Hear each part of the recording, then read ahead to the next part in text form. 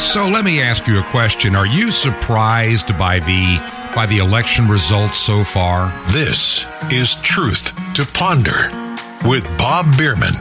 To be honest, I'm not surprised at all with the results so far. I never believed there was going to be some massive red tsunami across the entire country. I knew some places would do well, like Florida. Florida pretty much met my expectations. And I knew in states like New York, the uphill battle for Lee Zeldin was going to be too much. And then you have Gretchen in Michigan. She's back in office. And Illinois, nothing really changed. We didn't have a red tsunami. We got just a pink puddle, and that's about it. Oh, yeah, we'll have the House. And there'll be some days ahead trying to sort through some votes. I'm sure they're going to try to do the best they can. And we'll talk more about the election tomorrow. I'm not going to mess with it today.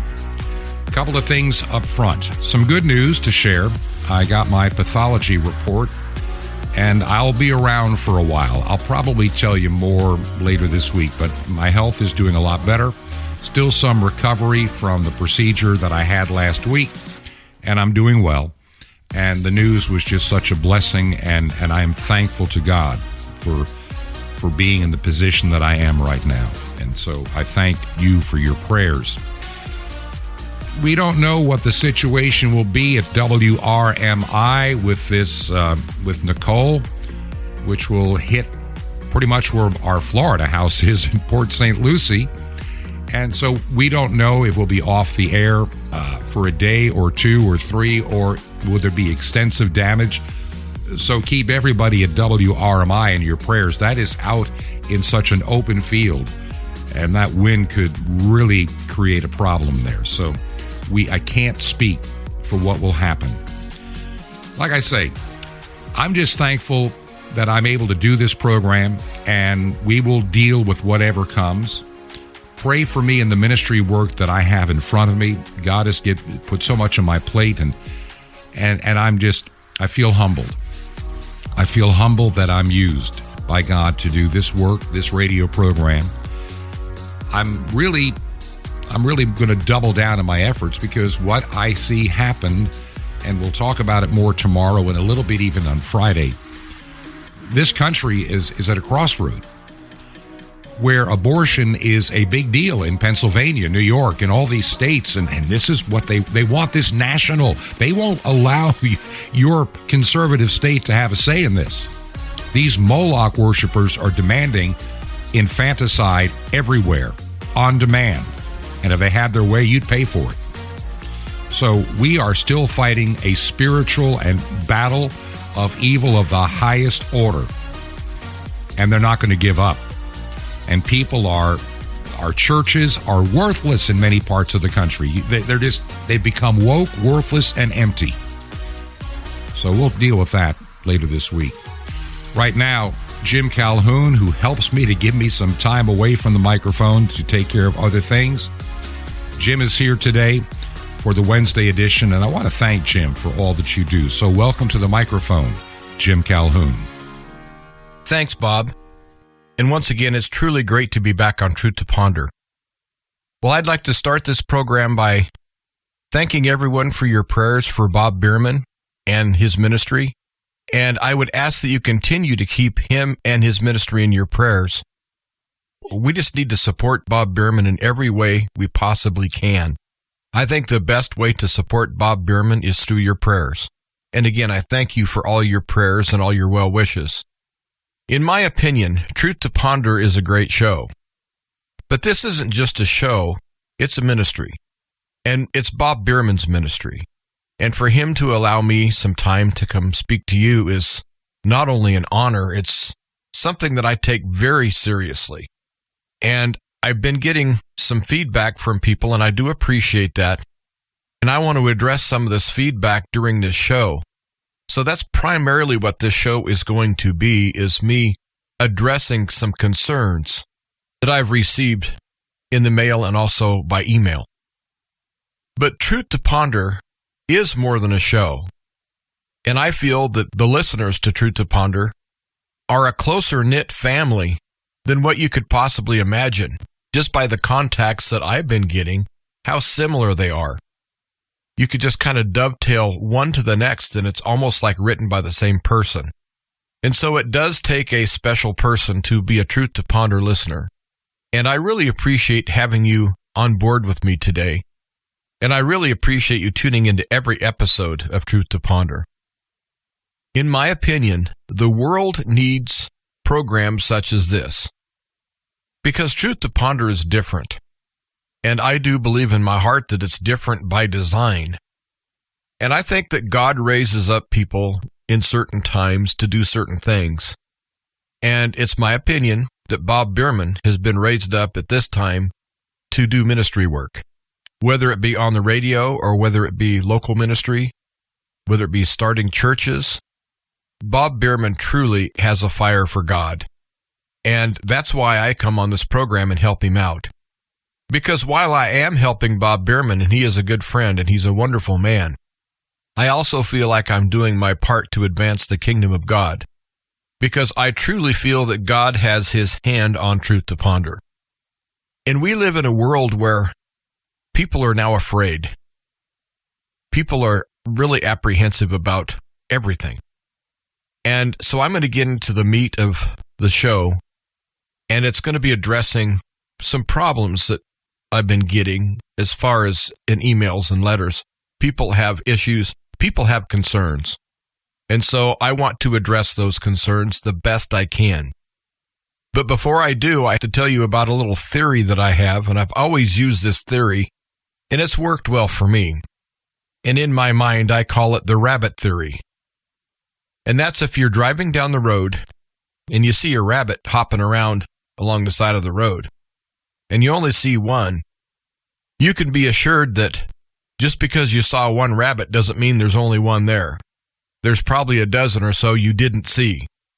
So if someone contacts me, I use the rabbit theory. So if I have one person that's thinking one way, I know there's more than that just haven't had the time or had the inclination to contact me. And so I realize that there are more people that think like that than just the one. When I get 4 and 5 and 10 and 20 emails and letters stating almost the same thing, then all of a sudden my rabbit theory kind of blows up, and means that there's multitudes of people that are thinking this way. And so those are the things I want to address today, are the ones that seem to be a kind of a panic button that people have deep down in their soul. And I want to tell you right off the bat that I'm not a financial advisor. As a matter of fact, I'm probably the last person in the world you would want me to get a hold of your finances. I'm just not that good with money. And it's just because money doesn't mean that much to me. And I really understand it's better to have money than to not have money. But money is not my focus. It never has been. And so I want to get that out in the open. And also, I have no medical training at all. I'm not a doctor. I have no training at all in the things I'm going to talk about, other than the fact that I've lived and I've experienced and I've seen, I've heard, and I've paid attention. I've really observed my world around me. The first concern that I want to address is the cashless society that seems to be pushed upon us. Well, I'm going to start out by saying that nobody is asking for a cashless society. It's just the people that are quote-unquote in charge. It's people that want to control everyone's money and control everyone through their money. That's the main thing. It's a control grab. And so there's a group of people that I think are tyrants that want to get rid of cash money. It's just like them phasing out gasoline engines. Who asked them to do that? Did the consumer say, we don't want gasoline engines, we don't want diesel engines? How many truck drivers do you know that are clamoring for an electric truck? And while that might all sound well and good, the batteries it would take to propel an 18-wheeler down the road that's fully loaded, just the pollution to make those batteries is more than the truck would ever put out with diesel fumes. And today's diesel burns so much cleaner. They've already addressed that problem. Now leave it alone. But yet, no, they have to phase out gasoline. They have to phase out diesel. They have to do what they have to do. But they're doing it without the consent of we the people. And right along on that list with the fuel is cash. It seems like that every day another story comes out about cyber money or cashless society. And people are really worried. And there are people like me that really don't trust the plastic. They don't trust the numbers. And anyone can lock your account if you have a digital money supply, and that's all it is. All they got to do is push a button. Or the tyrants can pass a law that you have to comply with. And if you don't comply and obey, they'll simply shut your money off. They'll steal your money. And I personally feel that the people in government right now, I don't care if they're Republicans or Democrats, I think it's a group of criminals. That's my opinion. And also the approval rating of Congress and the approval rating of the president, the approval ratings of everyone in government are in the tank. They're very low. And so most people don't trust the government anyway. Well, I'm one that super doesn't trust them. I don't trust the thing they say. I don't trust the thing they do. And they want to take everyone's money and use it against us by keeping it from us, by stealing it from us. And that alone makes them criminal in my estimation, that they are willing to steal our money if, let's say, that we use too much carbon.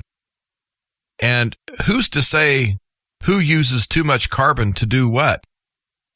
Al Gore has used more carbon than 1,000 of me just by his private jet flights all over the world. But yet, people like him and him himself are telling me that I'm using too much carbon, but they're important. They can use it. It's like the mayor of Chicago. She was asked about the restrictions during COVID that she was able to get by, and she said, well, I'm important. That's the attitude that these tyrants have. And so they're after our money.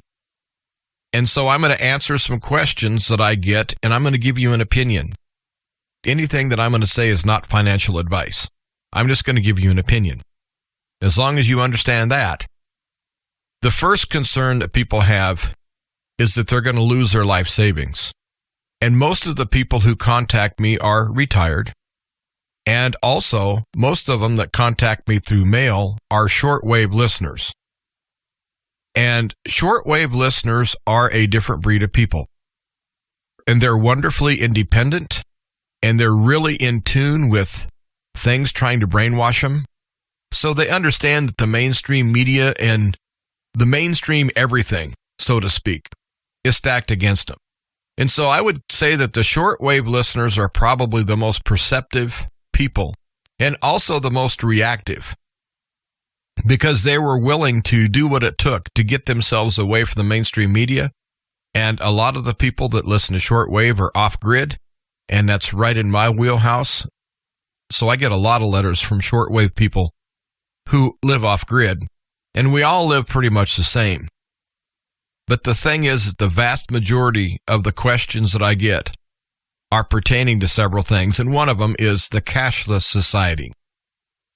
And so do I think that they're going to push in a cashless society? Yes, I think they will. When? I don't know. Now, why I think they will? It's because they can. And it's been proven to me time and time again that the people who are quote unquote in charge don't care anything about you. They don't care anything about me. They really don't. All they care about is making themselves rich, their families rich, and pushing their agendas. And they have, the vast majority of people are brainwashed. The vast majority of the people, I'm not going to call them hopeless, but I am going to say they're lost. And it's going to take quite a bit to reach them. And a lot of people that contact me are mentioning that they're sick of being shunned, and they're sick of being rejected and shunned by these people, and so they're giving up. And so that's going to snowball in itself, because we can't totally give up on everybody. Now, the last show I talked about having discernment of who we can reach and who we can't, and I'm going to stand by that. Everybody should be reached, but sometimes we're not the right people to reach certain people. And so we have to pray that other people that can reach these people come into their life. Sometimes that's what we have to do. And so what I'm doing is thinking about what I'm going to do. And so I spend time thinking about how am I going to function in a cashless society? Well, first of all, there's going to be a grace period. There has to be. There's no way that you're going to wake up one morning and all of a sudden your money's going to be worthless. These people are cruel and they're ruthless and they're not very smart, in my opinion. But they're smart enough to know that people aren't going to stand for that. So you're going to have a month, 2 months, 6 months, or a year. You're going to have a time period that's going to be transitional.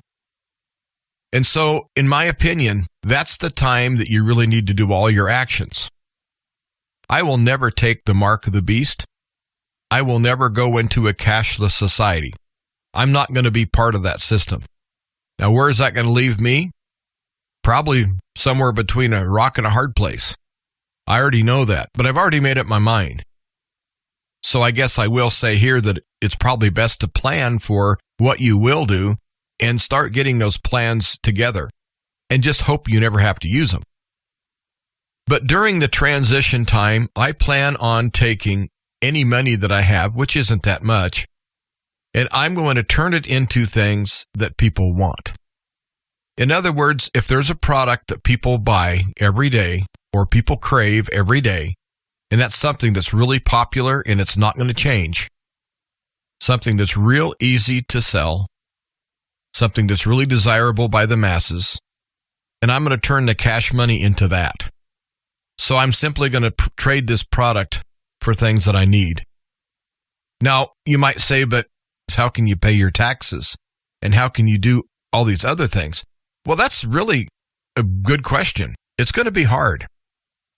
But I would imagine that if you have a product that people want, or better yet, you can make a product to where you never run out.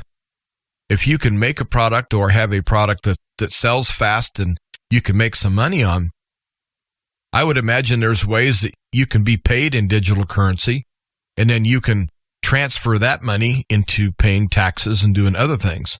But on a day-to-day basis, you can barter. And so you're going to have to live in both worlds. But right now, let's be honest, you already live in both worlds. You already have digital banking and you have all sorts of things that are done digitally. You have the places that you can pay online and also your credit card. It just digitally comes out of your bank account. And so you're already living in that world anyway. And so if they're going to change the cash out from under us, in my opinion, we can still keep the digital part that we're already using, such as credit cards and things like that, to where we pay digitally. And we can be set up to where people can pay us digitally. Then we can pay our larger bills like our taxes and so forth that way.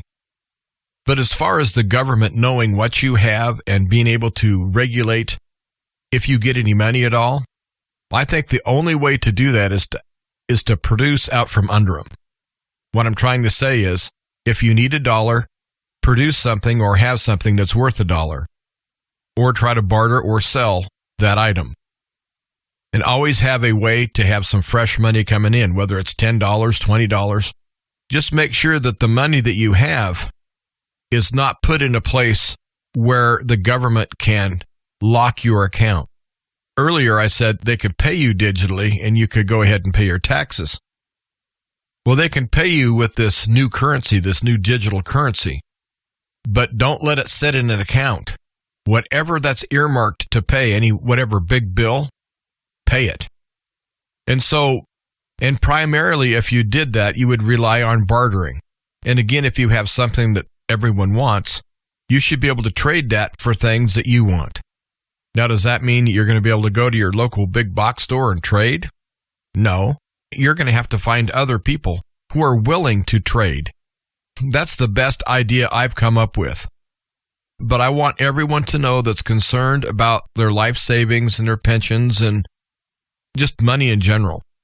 There will be a grace period, and during that grace period, there will be avenues open up. I'm pretty certain that that's going to be the case. Because if you really look at it, mankind is really inventive.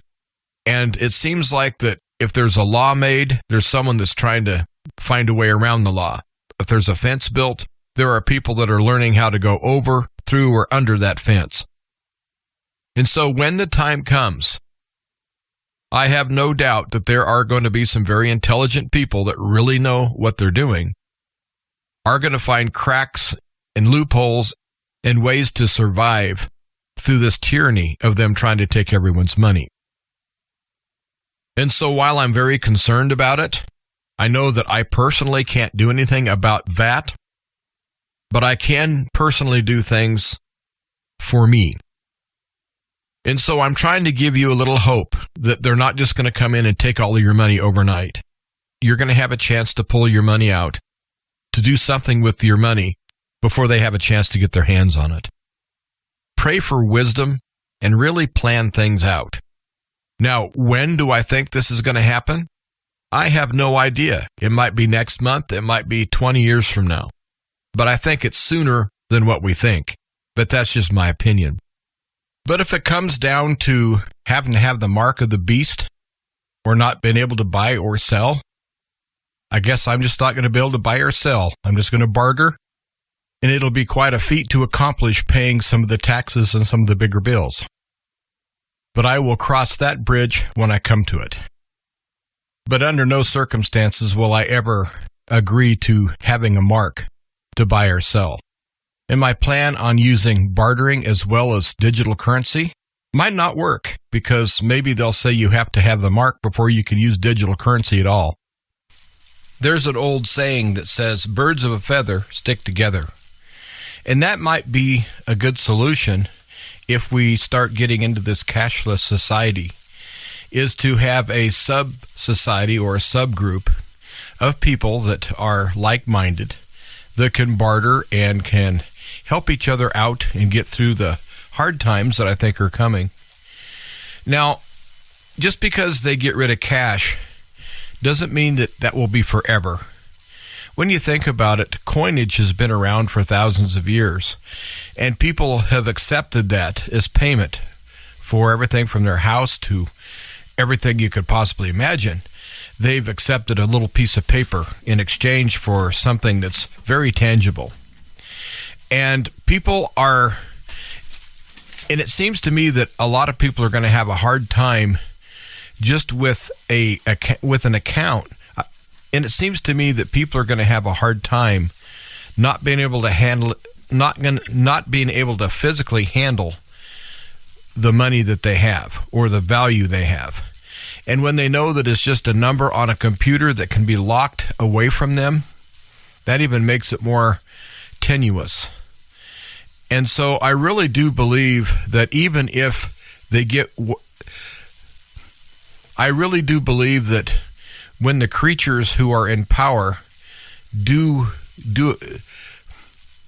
and I do believe that the evil creatures that we have in power, if they ever go to a cashless society, I have a feeling that it won't be too long before it has to revert back, at least somewhat, because there's a lot of uncharted territory, and the mass confusion that's going to cause, and the distrust, and it's just going to be something that's going to be really untenable as far as I'm concerned. But in the meantime, we have to live through whatever mess they're going to create. And I think they're creating it on purpose. I really do. But getting back to our own little group of friends and group of people, I really think that we need to create barter groups and try to get a good part of our society to become part of this barter culture. Now, it's kind of like in countries that outlaw lots of things, there's a black market that springs up. So I'm kind of talking about a black market of bartering. If the evil people in power want to bypass us, and let's never forget, they're supposedly our servants. They supposedly work for us. But if they go rogue and do what they want to do, well, I think that our only alternative is to go rogue and do our own thing. Because the government that we have in the United States is supposed to be of, for, and by the people. And is it? Not really. But I think we need to get that spirit of 76 back, at least within our own communities, and take charge of the things that are thrown at us. To those that are really out there worrying about this, I kind of liken you to a rabbit waiting for the hawk to swoop down. Well, let's not be rabbits anymore. We don't have to be hawks either. But let's not be anybody's fool, and let's not be railroaded and corralled into something that we don't want. And I would imagine that everybody that listens to this broadcast can come up with a better solution than what anyone in Washington could come up with. So let's put our brains in gear and let's solve this problem. If they throw the cashless society at us, well, let's just unplug and do our own society. I know that sounds easy to do. I know that sounds easy just coming from my mouth. Be harder to do in practice. But let's get with it. Start talking to your friends and neighbors. Get a barter group going. I don't know what's going to happen, but I do know that they're evil enough and wicked enough that they could possibly do that. And if that happens, I just have to cross that bridge when I get to it. I say this quite often because I really mean it. We need to put on the full armor of God. We need to wear it daily. We need to be in prayer daily. We need to be obedient to what God is telling us in our hearts. And we also understand we have to trust God. I know that trust in the media, in government, in other institutions is at an all-time low. And so people instinctively know they can't trust the people that are quote-unquote in power. And so put your trust in God. And know that there are instances in the Bible that seemed hopeless, where God came in and took care of his children. And never ever forget that God is in the business of miracles. And on the other side of the break, I'll come back and I will address some other concerns. Thank you so much, Jim, for being here today to do most of this program. It means a lot to me.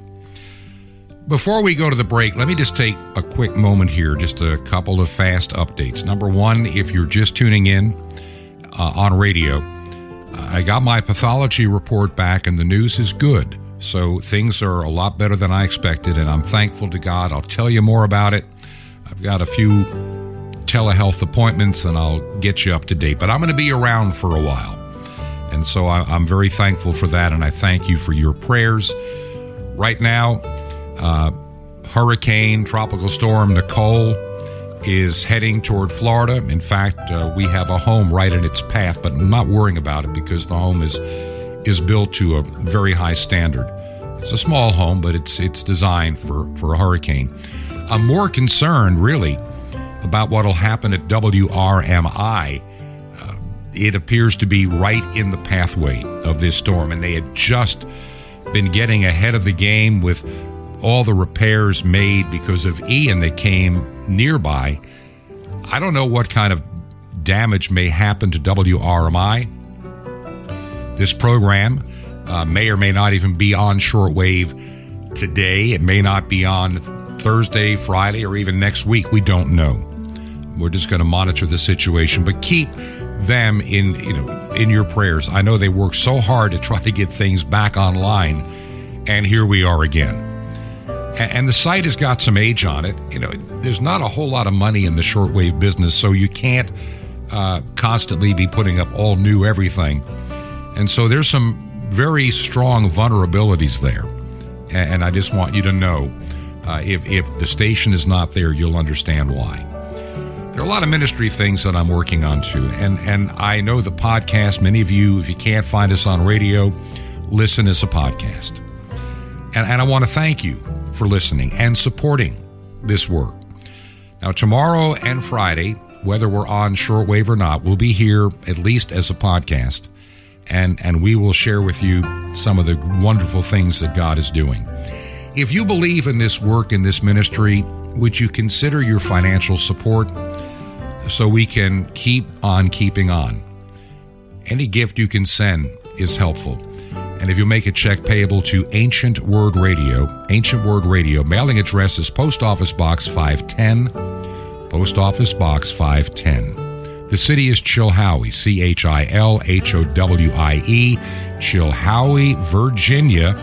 Chilhowie, Virginia, and the zip code is 24319. That's 24319. This is Truth to Ponder with Bob Bierman. How to get kadashed. Coming up. Shalom Aleichem. This is the nice Jewish boy, Jonathan Kahn, your Jewish connection. Bring you the riches of your Jewish roots in Jesus. Now get your pen out as fast as you can so you don't miss out on receiving a special free gift you're going to get and love in a moment. Well, there's good news. The word for holy in the Bible is Kodesh. But the good news is, aside from that, there's another word which is Kadash. It sounds like Kodesh, holy. Try it, Kadash. Real significant because it's not a noun like holy, or an adjective. It's a verb. You see, it's holy as a verb. Now, we don't think of holy as a verb. Holy, something that happens to you or that you do. But it's true. It's Kadash means you can become holy. God would Kadash something. We might translate it as sanctify or something, but it's even deeper than that. God would Kadash it. It would become holy. That means it's not just a matter of who you are or who's holy or who's not. It's an active, dynamic thing. Kadash means you, no matter what you've been living like, no matter what you did today, no matter what you've been doing for all your walk, you could be unholy, but you can become holy. You can be holied, kadashed. You become holied out. It's a miracle. It's something's happening. That's the power of God. Aaron went into the ministry in order to become a priest of God. He had to be kadashed, it says. He had to be anointed, kadashed, but it was God who did it. You see, you're not worthy. None of us are to minister, but God makes us worthy. He will kadash you. So stop living as if it's just a matter of who you are or what you've been. It doesn't matter because holy is not just a noun. It's an active thing that happens to you. Come to the Lord and let him kadash you. Get kadashed. For holy is what the unholy become. Now, you want that on CD? Ask for kadosh, which means holy. Now, what if you got offered a gift of $1 million? Well, something better. Something for a strong and victorious life. It's better than that. Free subscription to Sapphires, vitamins for your spirit, and the incredible Mystery of the Temple Doors on CD. Awesome. You'll love it, and it's all free. Your gift. How do you get it? Just remember Jesus' real Hebrew name, Yeshua. You dial it. Just call 1-800-YESHUA-1. That's it. You will be blessed, but call now. 1-800-YESHUA-1. The harvest is great. The laborers are few. I invite you to join me in the harvest. You don't need a plow, just an open heart and a pen. And you can reach the unreached peoples of the world. It's amazing. Shortwave radio. Just call 1-800-YESHUA-1. Blanket the earth with salvation. 1-800-YESHUA-1. Or write me direct. The Nice Jewish Boy at Box 1111, Lodi, New Jersey, 07644. That's Box 1111. That's Lodi, Lodi, New Jersey, 07644. Till next time, this is Jonathan Kahn saying, get kadashed, my friend, in Messiah HaKadosh, the Holy One of Israel.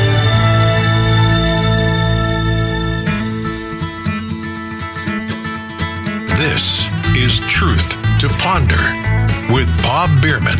Welcome back to part 2 of Truth to Ponder. I'm Jim Calhoun sitting in for Bob Bierman today.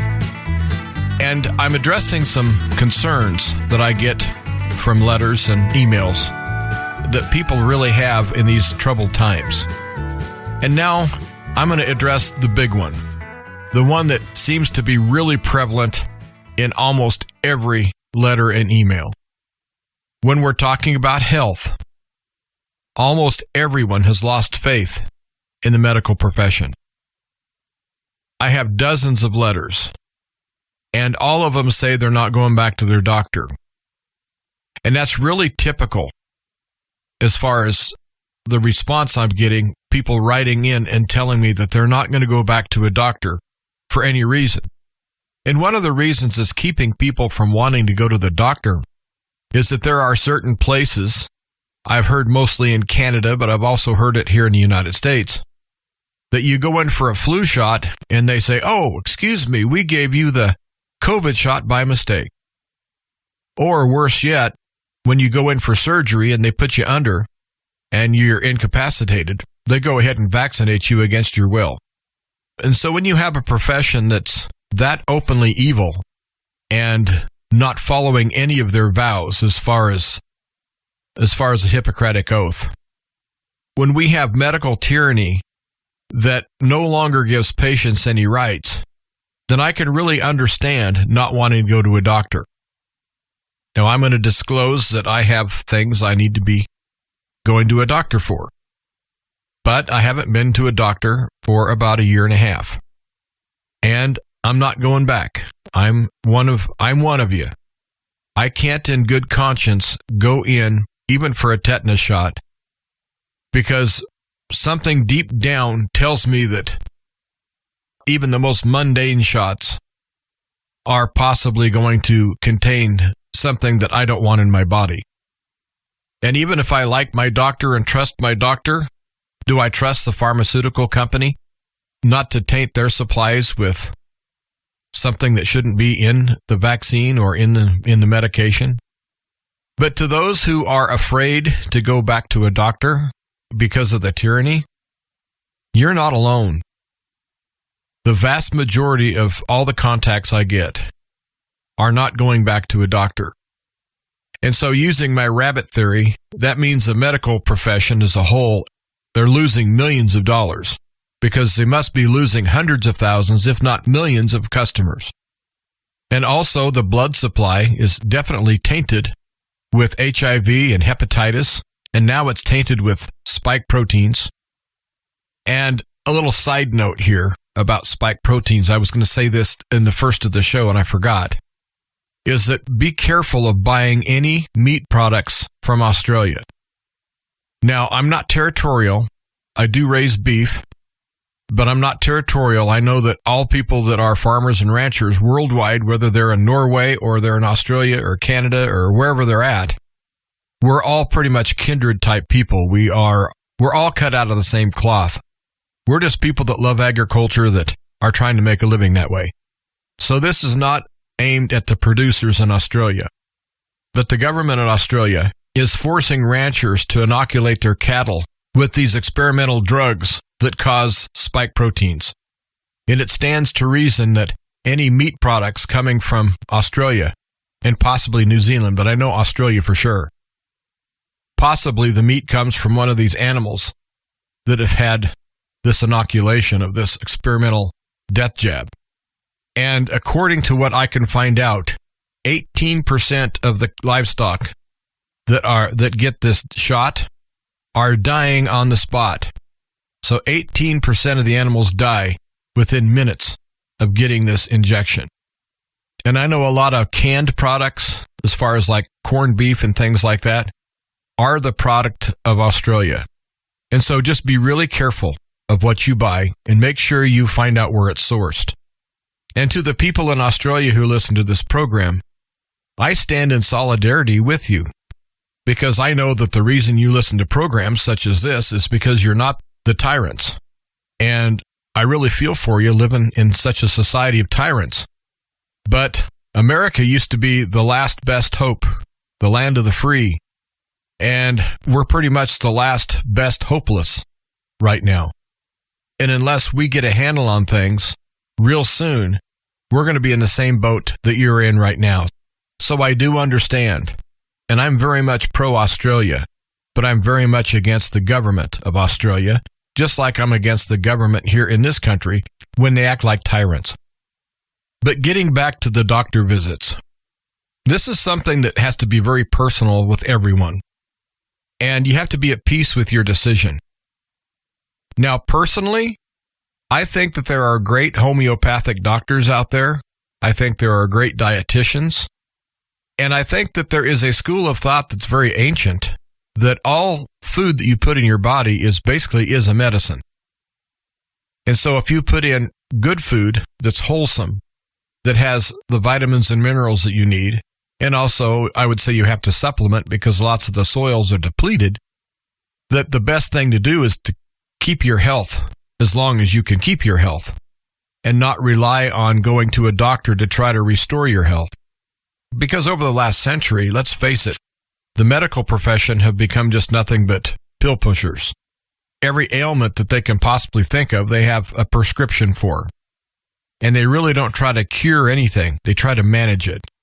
And so as long as your medical doctor is just managing your symptoms and managing your problems, maybe you can go to your wall and hang a little sign that says under new management and go stand by that and take a picture and manage your health from a holistic point of view. Now, that's what I'm going to do. I'm going to do my best to eat right, take my supplements. But I do want to make it very clear, I'm not going to quit the medical profession as a whole. I'm just going to change my focus from the more modern medicine with pharmaceuticals that are oil-based chemicals to a natural-based herbalist type of an approach. And so, yes, I do recommend you do have a doctor, and I do recommend that you always have a healthcare professional in your team. You need to have that place to go. And I do have to say here that there are some things that an herbalist can't do, such as perform an operation or take care of, certain procedures that you might have to have done. I'm trying to get away from the pharmaceuticals more than the doctors because I don't trust what they're putting in the pharmaceuticals. And any corporation like Pfizer, which is one of the biggest in the world, if they can do what they're doing with these quote-unquote vaccines and willingly know it's harming people, I don't want them anywhere near me. But if you have to have surgeries and things and you have to visit a medical doctor, I do highly recommend that you have a very good line of communication with that healthcare provider and let that healthcare provider know your concerns and make it very clear that there is a trust issue and that that person is going to have to work maybe overtime to gain your trust. But I would not recommend putting off any surgeries or doing anything that needs to be done. And that's not the point that anyone was trying to make as they were contacting me with letters. They were just telling me they don't trust the medical profession as far as what they're going to be prescribed. And you might go to your general practitioner and have the same conversation with your medical practitioner and tell them that you do want to keep a relationship, but you're just not going to go with the big pharma. And also you could visit with your regular general practitioner and set some guidelines and put that doctor on notice as to what your feelings are and why you feel that way, and try to get some common ground with that doctor. But at the same time, I would add a medical professional that would be a licensed, practicing, holistic doctor, one that uses natural healing methods. And I would let my general practitioner know that that's what you were doing, that you would come to your GP for things that you could not get from your holistic doctor. And if your general practitioner has a problem with that, if that bruises their ego, well, maybe it's time to get a new GP anyway. I guess no matter how you slice it, it's a very ticklish subject. There are things that we, as we get older, we need to have done, we need to have checked. And it's going to be real tough for lots of people, including myself. But I do think if we step back and take a deep breath and do our research and plan well, I think that we can take control of our medical health. I think that we can get away from the pharmaceuticals at least as much as possible. But we're living in a world where trust is broken everywhere you look. People don't trust anything right now. And not trusting the medical profession is just one of many things that a lot of people have lost faith in. And I have to add right here, that's why I think we need to grow our faith in God, not in man. Now I'm going to get back on the subject on the doctors and some things that I have to do. And yes, a doctor has prescribed prescriptions for me that I'm supposed to take the rest of my life. But I'm going to find an alternative way of treating what conditions I have. But that doesn't mean I'm not going to go to a doctor, and that doesn't mean I'm not going to treat my ailments with a professional, because I am. I'm just not going to go back to the pill pushers. I'm not going to go back to the ones that everything is just a prescription. I'm not going to go back to the ones that still will give you a COVID shot. I'm not going to go to anyone that's going to give you a COVID test. I'm just going to go to herbalists and natural practitioners who are licensed and who are doctors. They're harder to find, and also you'll hear all sorts of things that these people are quacks.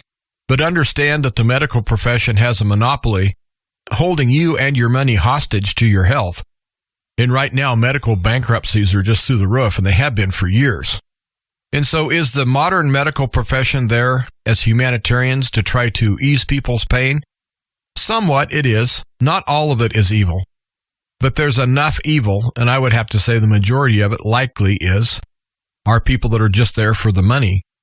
And you look at the way some of these elderly COVID patients were forced to die alone because they were supposedly contagious with COVID, when the vast majority of them, especially in Italy, died of pneumonia, bacterial pneumonia at that. But they weren't treating anything for a bacterial infection because it didn't fit the narrative. And so we have to understand that we're dealing with people that are willing to sell their souls for $1, basically, and suspend patients' rights and suspend what I consider just basic humanity. To watch someone dying and suffering because they can't see their loved ones and say goodbye, and to allow that to happen just because some bureaucrat somewhere said that that's how it should happen, is beyond ugly. And so to those who are afraid of going to the doctor, I get it. I'm one of you. But just know that there are alternatives. You don't have to just stop going to the doctor. Just stop going to the wrong doctors and start going to doctors that at least you trust in your heart. The ones that you know that are not part of the big pharma. The ones that use natural herbs and natural healing. Another thing that's concerning quite a few of the people, not as many as the first two, but still I'm getting enough people that are commenting on this that I think I need to address it.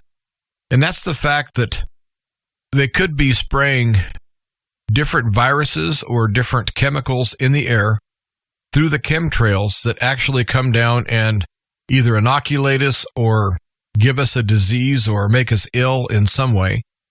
And I think there's truth into that. And I think that the people that feel that that's happening are on the right side of history. And I think that that is happening. And I think the only way we're going to get around this, other than making them stop, is by detoxing your body and cleansing your body as much as possible. Now, understand that the common household has all sorts of manufactured goods that are putting out all sorts of harmful chemicals from different plastics and fabrics and so forth. There are things in your own home you're breathing right now that are not good for you. And the easiest way to make your home safer is to simply keep a couple windows open, at least a crack, and get some airflow going through your house. Now, of course, in the wintertime, that makes it not so good. But as far as breathing in the toxins from the air outside from the chemtrails, there are ways you can detox your body. There are certain natural things that you can eat, natural things you can drink that will take heavy metals out of your body, that will take pesticides and things like that and let them pass through your body or be cleansed by your body. And so if you truly feel like you're being affected by your environment, whether it be in your house or by chemtrails, I recommend a website you should go to. It's globalskywatch.com. globalskywatch.com. And the founder of that site is Russ Tanner, and he suffered massively from health problems. He's had to move several times to try to get away from the heavy traffic areas where the airliners are spraying. And he's run out of places to move because they're spraying everywhere now. And if you research that site, you'll find a lot of the answers you're looking for. Another issue that people are worried about is the collapse of society. And yes, it is collapsing, but if you really open your eyes and really take a look at it, society has collapsed. And it's still collapsing as I speak. There's no way that a society can sustain a 2-tiered or even a 3-tiered justice system to where one person or one group of people can do something like, let's just look at the BLM riots and all of the things that the Antifa and all those rioters did. We had judges, we had prosecutors, we had politicians that looked the other way and even paid their bail or removed bail totally and just totally let them go. Just look at the Clintons and look at the Obamas and look at what the big guy illegitimate Joe Blow president that we have, what he did and what his family continues to do. But yet, that's okay. People see that. And then you have some cities that are allowing shoplifters up to $1,000 worth of product before they will be prosecuted. What are these people thinking? Well, in my opinion, they're trying to bring society down. There's no way that any sane, rational person, now, maybe the politicians that we have are neither sane or rational, but there's no way a sane or rational person would come up with policies like that. And then you look at all of the homeless problem we have and the drug problem, and everywhere you look, society is just crumbling everywhere. And I do believe it's being crumbled. I don't think it's crumbling so much as it's being knocked down with a wrecking ball. And I have to look at the people in charge all over the world that are doing things to their people that very much show me that they don't care anything about their citizens. I'm going to talk about Germany for a second. The people of Germany want their jobs back, and they want to have the natural gas back, and they want to have their electricity prices down again. The people of Germany are just common people like you and me, and they just want to have a good life. But yet that government is being told by Washington that they better not buy anything from Russia. They better do sanctions. And the sanctions aren't hurting Russia at all. Russia doesn't care who buys their product, so Germany doesn't want to buy it. Big deal for Russia. They'll sell it to China. It just doesn't make any sense, this big boycott, because everyone knows that it's not hurting Russia one bit. But what it is doing is it's destroying their own country. And to me, that's by design. And then you look at illegitimate Joe saying no more coal, that we're going to abandon the coal industry, and they shut down all those pipelines and done everything they could to give us our fuel crisis, which in turn will lead to more social decay and public unrest. I don't think it takes a rocket scientist to see that our society is being sabotaged. The little girls are told that you're probably a little boy, and little boys are told you're probably a little girl. And all of this transgender thing that they're pushing, and that's really helping to decay our society. But as long as we have people in high places actually promoting the decay of society, I really think the only thing that we can do is to come together, the ones that are sane and the ones that are rational. We need to make a society unto ourselves. I'm not saying to totally segregate, but you can have a close circle of friends that have like-minded values. You can go to businesses that you know are safe. I guess in a nutshell, I'm saying to shelter yourself. But we have to, because the gatekeepers of society have opened the gate and they've walked away from their job. And so we, the people, are faced with crime on the streets. We're faced with drug addicts. We're faced with people that have mental issues that are walking the streets and are among us. And so we're the ones that have to bear the brunt for these horrible decisions that are made in all of the capitals of the world right now. And I really don't think that society will heal itself, but I do think that groups within the society getting together, like-minded people that share a common set of values, if they get together and that group grows, well, then all of a sudden you have a group that's large enough to actually be effective. And so I think our society has already crumbled into tribalism for the most part. Now, the older people, it hasn't. With older people, it's pretty much the system is in place for people that are probably 45 years and older. But 45 years and younger is a whole different mindset. They seem to be more tribal, even though there's always been elements of tribalism in every culture since the dawn of history. I'm not saying that's a new thing. Right now, I'm saying it's prevalent among a large part of our society. And the only thing that I can say to you people that are concerned about that, just be true to your God and be true to yourself. Be who you are and be a shining light, an example for people. Make sure you walk in truth and be example to those who see you and watch you. as you go about your daily activities. Represent yourself and represent your values very well. And soon you may be surrounded by people with like-minded values and so forth, to where you don't have to be part of the collapse of society. There's an awful lot of people that seem to relish the fact that they live on the street, or they like to run wild, or what have you. There are people that's their lifestyle, and that's how they want to live it. That doesn't mean you have to join in. Just be yourself and be the best self you can be, and likely you'll be just fine. Last thing I want to touch on is another concern, is people are really concerned about the fuel shortages, and they're really concerned about the economy in general and food prices in particular. And I don't have a lot of time to spend on this, so I'm just going to put it in a nutshell. Get prepared. Try to keep enough food stored away for a year. And if you have to, buy beans and rice and simple things like that. Store them in airtight containers. And anything that you think that you're going to anticipate needing over the next 6 months to a year, if you can afford it, go ahead and buy it. Get it in your possession, because the old saying that a bird in the hand is worth two in the bush, I think is relevant here. I don't think you should go out and hoard. I don't think you should panic buy. I don't think you should do anything in the spirit of fear.